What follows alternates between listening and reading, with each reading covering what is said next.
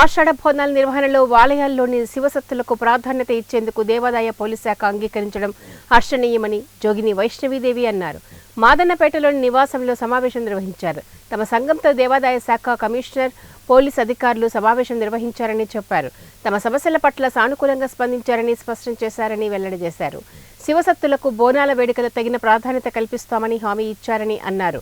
సుదీర్ఘకాలంగా బోనాల పండుగ వైభవాన్ని ప్రపంచానికి చాటుతున్న తెలంగాణ శివసత్తుల సంక్షేమ సంఘానికి ప్రభుత్వ గుర్తింపు ఇవ్వనున్నారని తెలిపారు. శివసత్తులను ప్రజలు దైవాంశాలుగా భావిస్తారని, తెలంగాణ సంప్రదాయాలను ప్రతిబింబించే బోనాల పండుగలో శివసత్తులకు ప్రత్యేక స్థానం ఉందని తెలిపారు. పోలీసులను కుటుంబ సభ్యులుగా భావిస్తామని అన్నారు. వాళ్ళు కూడా అన్నారు, సరే మీ బోనం వెంబడి ఒక 5 మందిని అలౌట్ చేస్తాము, 5-6 మెంబర్స్ అని చెప్పారు. సపరేట్ గా క్యూ లైన్ ఇస్తా అని చెప్పారు. మాకైతే చాలా అంటే చాలా హ్యాపీగా ఉంది. ఇప్పుడు ఈ ఇయరే కాకుండా ప్రతి ఇయర్ ఇలా జరిగితే బాగుంటుంది. ఎందుకంటే మాకు ఒక ప్లాట్ఫామ్ ఇచ్చారు జోగినీలకు, శివసత్తులకి. దానివల్లనైతే వాళ్ళు ఇచ్చిన మాట వాటి ఎంతవరకు నిలబెట్టుకుంటారో బోనాలు అయిన తర్వాత చెప్తాను నేను.